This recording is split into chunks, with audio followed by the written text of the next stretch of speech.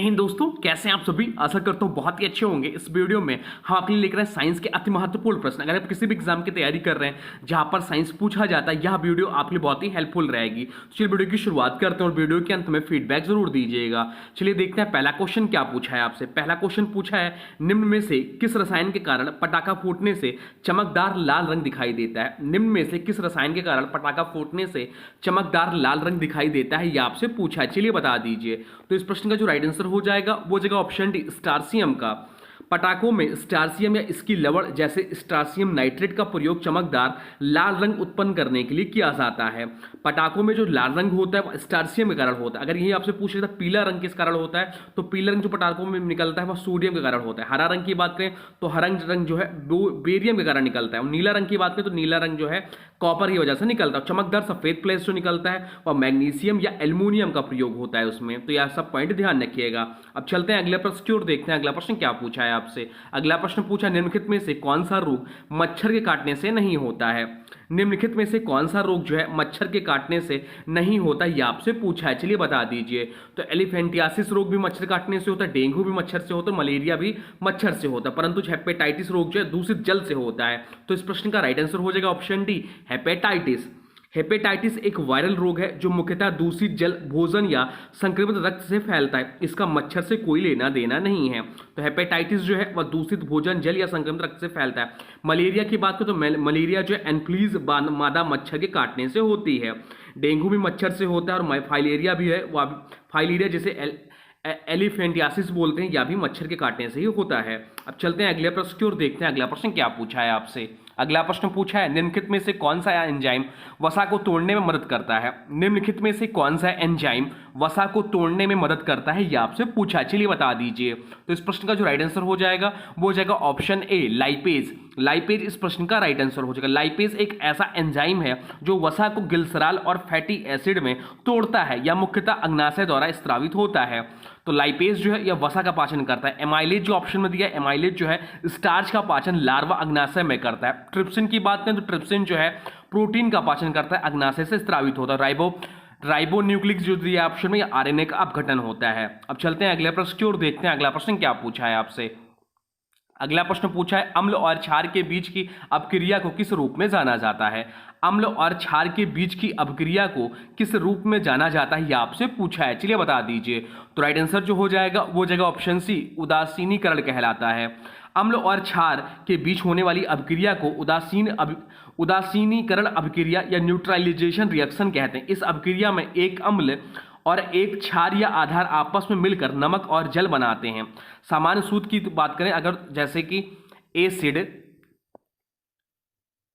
Acid plus base, ये जो मिलकर बनाते हैं वह साल्ट प्लस वाटर। सामान्य सूत्र जैसे उदाहरण के तौर पे आपको बताएं तो जैसे HCl हाइड्रोक्लोरिक एसिड है प्लस NaOH सोडियम हाइड्रोक्साइड, ये जब इस अपक्रिया के तहत तो NaCl salt plus H2 water बनाएंगे। परीक्षा के दृष्टि से क्या ध्यान रखना है, तो अम्ल प्लस क्षार जो है वह नमक प्लस जल या उदासीनीकरण अपक्रिया। इस अपक्रिया में जो pH वैल्यू होती है संतुलित हो जाता है। चलते हैं अगले प्रश्न की ओर, देखते हैं अगला प्रश्न क्या पूछा है आपसे। अगला प्रश्न पूछा है, जब वायु का बुलबुला जल में वायु का बुलबुला जिसकी भांति व्यवहार करेगा वह है। जल में वायु का बुलबुला जिसकी भांति व्यवहार करेगा वह है, यह आपसे पूछा है। चलिए बता दीजिए। तो राइट आंसर जो हो जाएगा वो जाएगा ऑप्शन डी, अवतल लेंस होगा। जब जल में वायु का बुलबुला होता है तो वह चारों ओर से जल से घिरा हुआ होता है। जल का अपवर्तनांक 1.33 वायु की तुलना में अधिक होता है और वायु का अपवर्तनांक लगभग एक होता है। इस स्थिति में जल घना माध्यम और बुलबुला दुर्लभ माध्यम की संरचना अवतल लेंस की तरह व्यवहार करती है, क्योंकि यह किरणों को प्रसारित करता है। तो जल में वायु का बुलबुला जो होता है प्रकाश किरणों को विकिरण करता है और इसलिए यह अवतल लेंस जैसा व्यवहार करेगा। तो क्या ध्यान रखना आपको, वायु में जल की बूंद जो है उत्तल लेंस की भांति होगी। अगर जल में वायु का बुलबुला होगा तो अवतल लेंस की भांति होगी। अवतल लेंस फैलाव करता है, छवि छोटी और सीधी बनती है, और उत्तल लेंस में संकेंद्रण करता है, वास्तविक व उल्टी छवि देता है। अब चलते हैं अगले प्रश्न की ओर, देखते हैं अगला प्रश्न क्या पूछा है आपसे। अगला प्रश्न पूछा, किसी व्यक्ति का पूरा प्रतिबिंब देखने के लिए एक समतल दर्पण की न्यूनतम ऊंचाई क्या होनी चाहिए। किसी व्यक्ति का पूरा प्रतिबिंब देखने के लिए एक समतल दर्पण की न्यूनतम ऊंचाई क्या होनी चाहिए, यह आपसे पूछा है। चलिए बता दीजिए। बता दीजिए। तो इस प्रश्न का राइट आंसर हो जाएगा ऑप्शन बी, व्यक्ति की ऊंचाई का आधा होना चाहिए। जब कोई व्यक्ति समतल दर्पण के सामने खड़ा होता है तो उसे अपना पूरा प्रतिबिंब देखने के लिए दर्पण की जो न्यूनतम ऊंचाई चाहिए उसकी कुल ऊंचाई का आधी होती है। इसका कारण यह है कि दर्पण में प्रतिबिंब बनने के लिए प्रकाश किरणें व्यक्ति के सिर और पैरों से परावर्तित होकर आंख तक पहुंचती है। यह परिवर्तन दर्पण की आधी ऊंचाई से भी संभव होता है। उदाहरण के तौर पर अगर आपको समझाएं तो अगर किसी व्यक्ति की ऊंचाई 180 सेंटीमीटर क्या है, 180 सेंटीमीटर किसी व्यक्ति की ऊंचाई है तो दर्पण की न्यूनतम ऊंचाई क्या होगी, तो 180 भागे 2, 90 सेंटीमीटर दर्पण की न्यूनतम ऊंचाई होनी चाहिए। तो क्या आपने सीखा, समतल दर्पण में प्रतिबिंब की ऊंचाई वस्तु के बराबर होती है। समतल दर्पण में बनने वाला प्रतिबिंब आभासी, सीधा और वस्तु के बराबर आकार का होता है। प्रतिबिंब दर्पण के पीछे उतनी ही दूरी पर बनती है जितनी दूरी पर वस्तु सामने होती है। अब चलते हैं अगले प्रश्न की ओर, देखते हैं अगला प्रश्न क्या पूछा है आपसे। अगले प्रश्न को इंपॉर्टेंट मार्क कर लीजिए। दूरदृष्टि दोष निवारण के लिए काम में लेते हैं, क्या काम में लेते हैं, दूरदृष्टि निवारण के लिए किस लेंस का प्रयोग करते हैं, यह आपसे पूछा है। चलिए बता दीजिए। तो राइट आंसर हो जाएगा ऑप्शन सी, उत्तल लेंस का प्रयोग करते हैं। दूरदृष्टिता जिसे बोलते हैं हाइपरमेट्रोपिया, यह दृष्टि दोष है जिसमें व्यक्ति पास की उस वस्तुएं स्पष्ट नहीं देख पाता लेकिन दूर की वस्तुएं स्पष्ट दिखाई देती है। इस दोष में प्रकाश की किरणें रेटिना पर ना आकर रेटिना के पीछे जाकर मिलती हैं। इसका कारण यह आंख की नेत्र गोलक का छोटा होना या नेत्र की अपवर्तक क्षमता का कम होता है। इस समस्या को उत्तल लेंस की सहायता से ठीक किया जाता है जो किरणों को अंदर की ओर मोड़कर रेटिना पर फोकस करता है।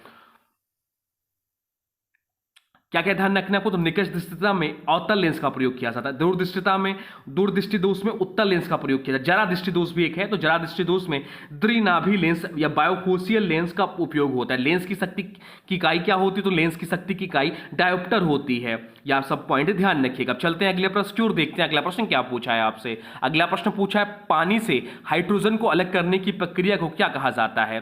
पानी से हाइड्रोजन को अलग करने की प्रक्रिया को क्या कहा जाता है, यह आपसे पूछा है। चलिए बता दीजिए। तो राइट आंसर हो जाएगा ऑप्शन ए, विद्युत अपघटन कहा जाता है। विद्युत अपघटन एक ऐसी प्रक्रिया है जिसमें विद्युत धारा की मदद से किसी यौगिक को उसके मूल तत्वों में तोड़ा जाता है। विद्युत अपघटन क्या है, तो विद्युत अपघटन जो है रासायनिक यौगिक को विद्युत में से तोड़ने की प्रक्रिया है। जल का विद्युत अपघटन करने के लिए तेजाब या क्षार मिलाना पड़ता है जिससे जल में आयन उत्पन्न हो सके।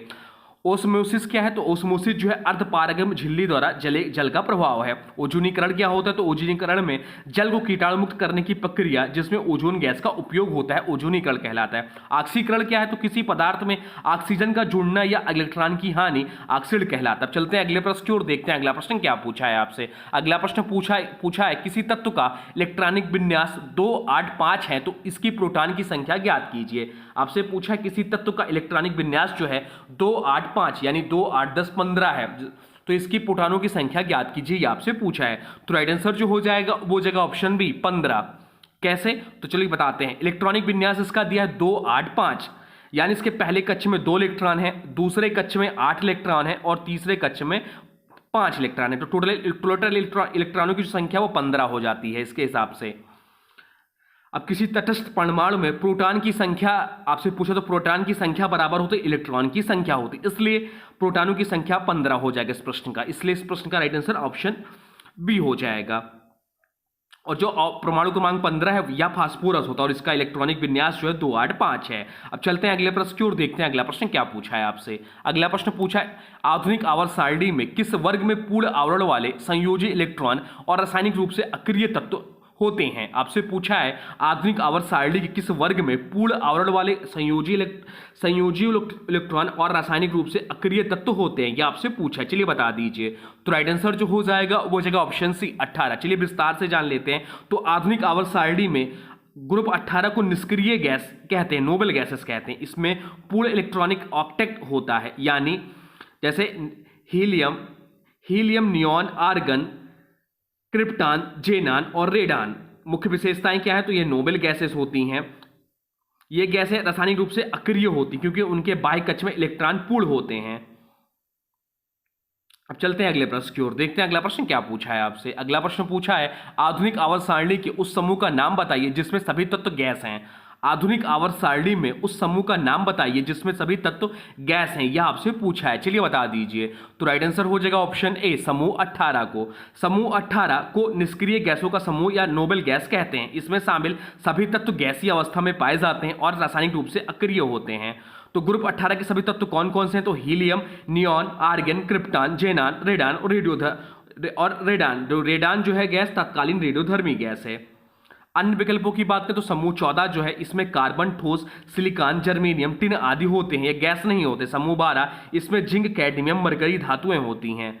चलते हैं अगले प्रश्न की ओर, देखते हैं अगला प्रश्न क्या पूछा है आपसे। अगला प्रश्न पूछा है बैटरी में किस प्रकार का ऊर्जा रूपांतरण होता है? बैटरी में किस प्रकार का ऊर्जा रूपांतरण होता है यह आपसे पूछा है, चलिए बता दीजिए। तो राइट आंसर हो जाएगा ऑप्शन बी, रासायनिक ऊर्जा का विद्युत ऊर्जा में रूपांतरण होता है। बैटरी एक इलेक्ट्रोकेमिकल डिवाइसेस होती है जो रासायनिक अभिक्रियाओं द्वारा विद्युत ऊर्जा उत्पन्न करती हैं। टीबी क्या करता है? टीबी जो है विद्युत ऊर्जा को प्रकाश प्लस ध्वनि ऊर्जा में परिवर्तित करता है। जनरेटर का काम क्या है? तो जनरेटर जो है यांत्रिक ऊर्जा को विद्युत ऊर्जा में परिवर्तित करता है। लाउड स्पीकर विद्युत ऊर्जा को ध्वनि ऊर्जा में, तो रॉकेट जो है रासायनिक ऊर्जा को गतिज ऊर्जा में परिवर्तित करता है। बैटरी जो है रासायनिक ऊर्जा को विद्युत ऊर्जा में परिवर्तित करता है। पेट्रोल इंजन जो है रासायनिक ऊर्जा को यांत्रिक ऊर्जा में परिवर्तित करता है। अब चलते हैं अगले प्रश्न की ओर, देखते हैं अगला प्रश्न क्या पूछा है आपसे। अगला प्रश्न पूछा है मनुष्य की मांसपेशियों में थकावट किस पदार्थ के कारण होती है? मनुष्य की मांसपेशियों में थकावट किस पदार्थ के कारण होती है आपसे पूछा है, चलिए बता दीजिए। तो राइट आंसर हो जाएगा ऑप्शन है लैक्टिक एसिड के कारण।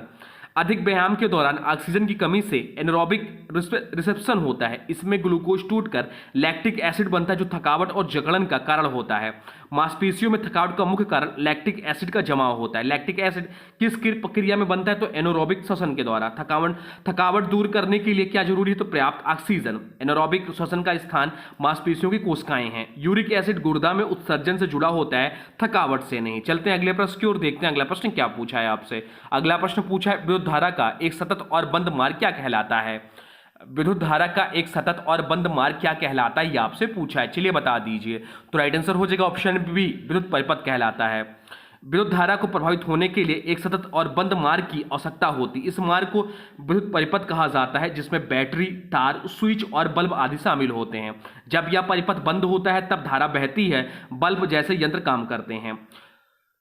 विद्युत परिपथ खुला हो तो क्या होगा? तो विद्युत परिपथ खुला हो तो धारा नहीं बहती, परिपथ बंद होने पर धारा प्रभावित होती है। विद्युत परिपथ के मुख्य भाग जो है बैटरी, स्विच, तार, बल्ब आदि हैं। विद्युत धारा प्रवाह की दिशा धनात्मक से ऋणात्मक टर्मिनल की ओर होता है।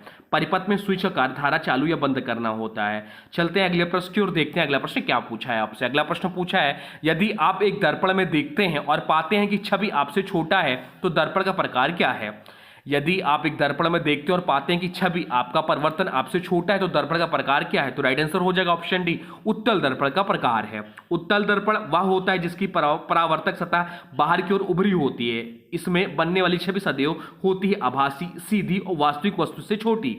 इसलिए यदि आप दर्पण में अपनी छवि को अपने से छोटी देखते हैं तो यह उत्तल दर्पण ही होगा। उत्तल दर्पण में बनने वाली छवि जो होगी सदैव छोटी, सीधी और आभासी होती है। अवतल दर्पण की बात करें तो अवतल दर्पण में छवि वस्तु की स्थिति पर निर्भर करती, कभी कभी उल्टी कभी सीधी। समतल दर्पण में छवि समान आकार की और सीधी होती। उत्तल दर्पण का प्रयोग वाहनों के पीछे देखने वाले शीशों में किया जाता है। चलते हैं अगले प्रश्न की ओर, देखते हैं अगला प्रश्न क्या पूछा है आपसे। अगला प्रश्न पूछा वायु में 0 सेंटीग्रेड सेल्सियस तापमान पर ध्वनि की गति होगी।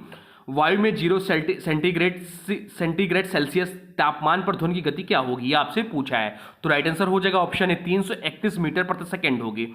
ध्वनि की गति माध्यम और तापमान पर निर्भर करती है। वायु में 0 सेंटीग्रेड सेल्सियस पर ध्वनि की गति लगभग 331 मीटर प्रति सेकंड होती है। यह एक प्रायोगिक रूप से सिद्ध मानक गति है।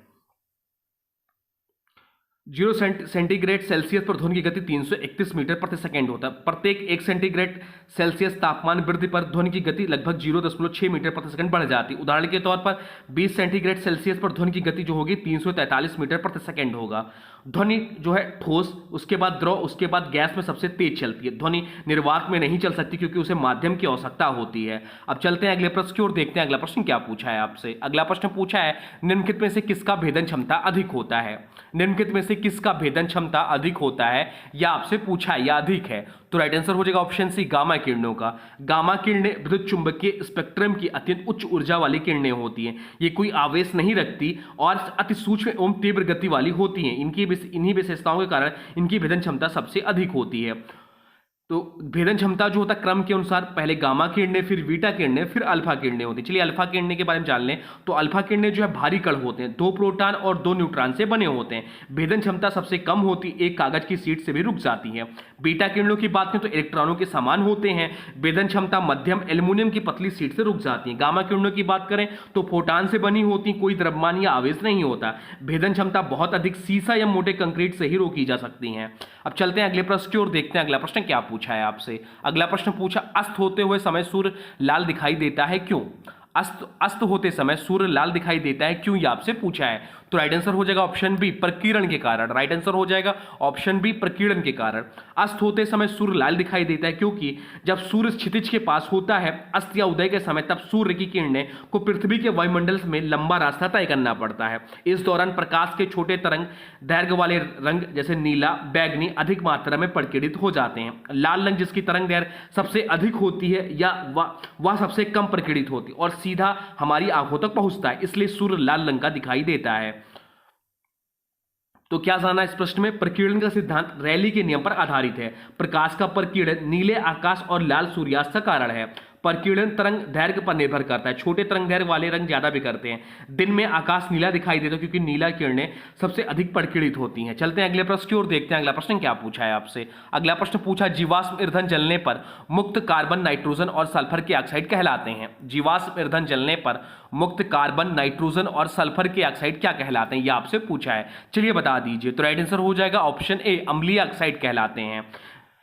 जब जीवाश्म ईंधन जैसे कोयला, पेट्रोल, डीजल आदि जलते हैं तो कार्बन, नाइट्रोजन और सल्फर के ऑक्साइड उत्पन्न होते हैं, जैसे कि CO2 carbon dioxide, NO2 nitrogen dioxide और SO2 सल्फर डाइऑक्साइड। ये सभी वायुमंडल में जलवाष्प के साथ मिलकर अम्लीय वर्षा का कारण बनते हैं, इसलिए इन्हें अम्लीय ऑक्साइड कहा जाता है। तो CO2, SO2, NO2 जो है अम्लीय ऑक्साइड होते हैं। अम्लीय ऑक्साइड जल में मिलकर तेजाब बनाते हैं। अम्लीय वर्षा में फसलों, मिट्टी, इमारतों व जल जीवों को नुकसान होता है। अम्लीय ऑक्साइडों का स्रोत क्या है? तो वाहनों, कारखानों, जीवाश्म ईंधनों का जलना।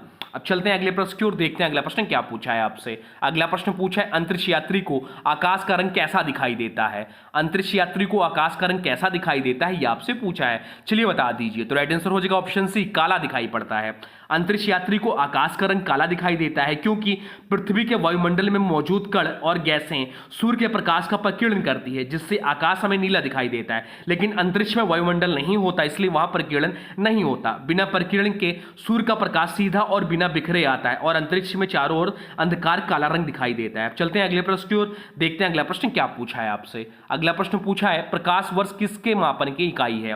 प्रकाश वर्ष जो है किसके मापने की इकाई है, यह आपसे पूछा है। चलिए बता दीजिए। तो राइट आंसर हो जाएगा ऑप्शन बी, दूरी का।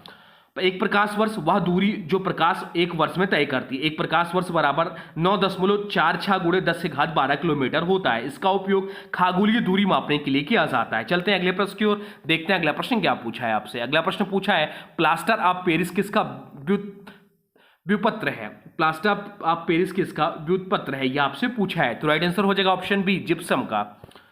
Plaster of Paris POP gypsum का एक व्युत्पत्र है। जिप्सम का रासायनिक सूत्र जो है वह है CaSO4 into 2H2O, जिसे बोलते हैं कैल्शियम सल्फेट डाइहाइड्रेट। जब इसे लगभग 150 डिग्री सेल्सियस पर गर्म किया जाता है तो यह पानी खो देता है और बनता है CaSO4 into हाफ H2O। यही प्लास्टर ऑफ पेरिस है। तो POP का निर्माण जो होता है प्लास्टर ऑफ पेरिस का जिप्सम को गर्म करके किया जाता है। POP का रासायनिक नाम जो है कैल्शियम सल्फेट हेमाइड्रेट है। POP का उपयोग टूटी हड्डियों की प्लास्टरिंग, पूर्तियों और दीवार की सजावट में होता है। चलते हैं अगले प्रश्न की ओर, देखते हैं अगला प्रश्न क्या पूछा है आपसे। अगला प्रश्न पूछा है, अमीनो अम्ल किसका प्रमुख घटक है? अमीनो अम्ल जो है किसका प्रमुख घटक है, यह आपसे पूछा है। चलिए बता दीजिए। तो राइट आंसर जो हो जाएगा वो हो जाएगा ऑप्शन सी, प्रोटीन का। प्रोटीन इस प्रश्न का राइट आंसर हो जाएगा। अमीनो अम्ल वह कार्बनिक यौगिक होते हैं जो प्रोटीन के निर्माण खंड हैं। एक प्रोटीन बहुत सारे अमीनो अम्लों की एक लंबी श्रृंखला से बना होता है। मानव शरीर के लिए 20 प्रकार के आवश्यक अमीनो अम्ल होते हैं। इन अम्लों में NH2 जो है अमीनो अम्ल, अमीनो समूह और COOH कार्बोक्सिलिक समूह दोनों होते हैं। जब कई अमीनो अम्ल एक साथ जुड़ते हैं तो पेप्टाइड बॉन्ड बनाते हैं जो मिलकर प्रोटीन का निर्माण करते हैं। और इसका सूत्र क्या है प्रोटीन का, तो मांस, दालें, अंडा, दूध आदि प्रोटीन के प्रमुख सूत्र हैं। चलते हैं अगले प्रश्न की ओर, देखते हैं अगला प्रश्न क्या पूछा है आपसे। अगला प्रश्न पूछा, मनुष्य के शरीर में सबसे कठोर ऊतक कौन सा होता है। मनुष्य के शरीर में सबसे कठोर ऊतक कौन सा होता है, यह आपसे पूछा है, चलिए बता दीजिए। तो राइट आंसर हो जाएगा ऑप्शन सी, एनामेल। एनामेल इस प्रश्न का राइट आंसर हो जाएगा। या दांत के ऊपरी भाग पर स्थित होता है, या कैल्शियम फास्फेट का बना होता है, या शरीर का सबसे कठोर और मजबूत ऊतक है। चलते हैं अगले प्रश्न की ओर, देखते हैं अगला प्रश्न क्या पूछा है आपसे। अगला प्रश्न पूछा, किसी यंत्र से रेडियोधर्मिता को मापा जाता है। किस यंत्र से रेडियोधर्मिता को मापा जाता है, यह आपसे पूछा है, चलिए बता दीजिए। तो राइट आंसर हो जाएगा option B, Geiger Muller counter से। इसका उपयोग गाइगर म्यूलर काउंटर, इसका उपयोग अल्फा, बीटा व गामा किरणों की मात्रा में मापने में होता है। इसका आविष्कार हंस गेगर और ब्रेदर मुलर ने किया था। चलते हैं अगले प्रश्न की ओर, देखते हैं अगला प्रश्न क्या पूछा है आपसे। अगला प्रश्न पूछा, टेस्ला किस भौतिकीय मात्रा की इकाई है। टेस्ला जो है किस भौतिकीय मात्रा की इकाई है, यह आपसे पूछा है, चलिए बता दीजिए। तो राइट आंसर हो जाएगा ऑप्शन बी, चुंबकीय क्षेत्र की तीव्रता का। टेस्ला क्या है, तो टेस्ला चुंबकीय क्षेत्र की तीव्रता या चुंबकीय फ्लक्स घनत्व की एसआई इकाई है। इसका प्रतीक जो है कैपिटल टी है। एक टेस्ला बराबर 1 वेबर प्रति वर्ग मीटर होता है। इसका नाम प्रसिद्ध वैज्ञानिक निकोला टेस्ला के सम्मान में रखा गया। तो चुंबकीय क्षेत्र की तीव्रता क्या होती है एसआई इकाई, तो टेस्ला होती है। विद्युत धारा की एसआई इकाई क्या है, तो एम्पियर होती है। ताप की एसआई इकाई क्या होती है, तो केल्विन होती है। गति की जो है एसआई इकाई की बात करें तो मीटर प्रति सेकेंड होती है। यह सब भी ध्यान रखना चाहिए। अब चलते हैं अगले प्रश्न की ओर, देखते हैं अगला प्रश्न क्या पूछा है आपसे। अगला प्रश्न पूछा है, किसी वस्तु की ध्वनि तीव्रता किस पर निर्भर करती है। किसी वस्तु की ध्वनि तीव्रता किस पर निर्भर करती है, यह आपसे पूछा है, चलिए बता दीजिए। तो राइट आंसर हो जाएगा ऑप्शन सी, आयाम पर।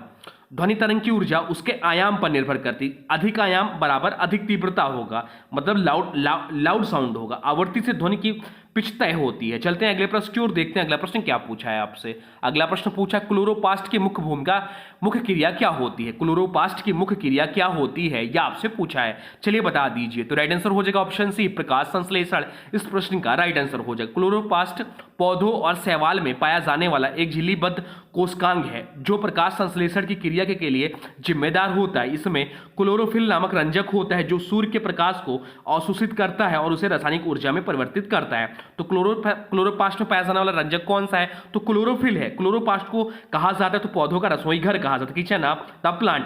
प्रकाश संश्लेषण की क्रिया होती है तो क्लोरोप्लास्ट में होती है। प्रकाश संश्लेषण से बनने वाला प्रमुख उत्पाद क्या है, तो ग्लूकोज है जिसका रासायनिक सूत्र C6H12O6 है। ऑक्सीजन का प्रकृति सूत्र क्या है, तो प्रकाश संश्लेषण है। चलते हैं अगले प्रश्न की ओर, देखते हैं अगला प्रश्न क्या पूछा है आपसे। अगला प्रश्न पूछा है, रेडियो एक्टिविटी की खोज किसने की थी। रेडियो एक्टिविटी की खोज किसने की थी, यह आपसे पूछा है, चलिए बता दीजिए। तो राइट आंसर हो जाएगा ऑप्शन में, बेकरेल ने की थी।